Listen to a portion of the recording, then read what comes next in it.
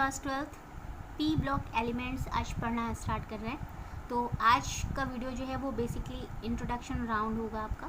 तो आप कह सकते हो कि जो मॉडर्न पीरियोडिक टेबल है आपकी, वो आपने पहले भी थॉरो स्टडी करके रखी है 10th और 11th में।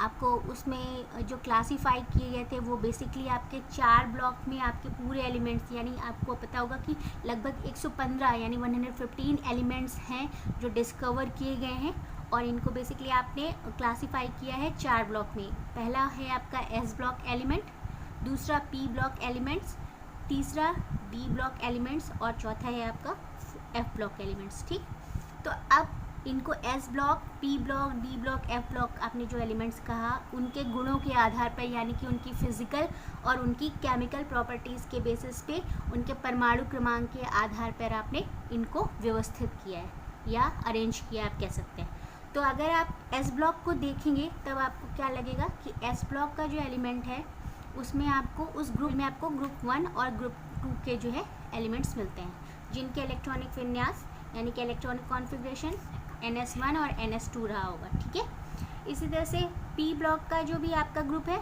वो आपके ग्रुप के एलिमेंट यानी 13 ग्रुप, 14, 15, 16, 17 और 18 ग्रुप के जो एलिमेंट्स आपको मिले पीरियोडिक टेबल में, वो आपने उनको पी ब्लॉक एलिमेंट कहा।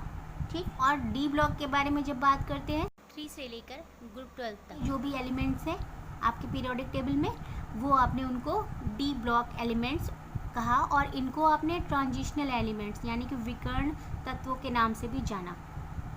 एफ ब्लॉक के बारे में बात करते हैं तो ये एक अलग सीरीज़ है जो कि आपकी ग्रुप 3 से आई हुई है।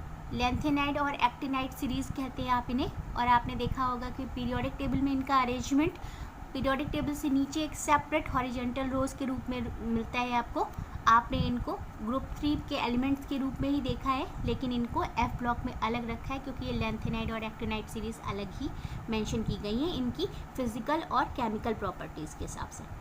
तो ग्रुप की अगर हम फिज़िकल और केमिकल प्रॉपर्टीज़ की बात करते हैं तो हर ग्रुप में जितने भी तत्व, जितने भी एलिमेंट्स हैं, उनकी सिमिलर फिज़िकल और केमिकल प्रॉपर्टीज़ होंगी।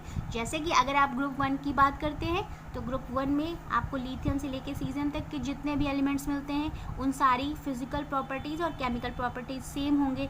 इसी तरह से अगर आप ग्रुप डी की बात करेंगे तो उसमें भी आपको जितने भी तत्व मिलेंगे ग्रुप 13 से लेके 18 तक के, वो सारे ही आपको फिजिकल और केमिकल प्रॉपर्टीज़ के रूप में सेम मिलेंगे।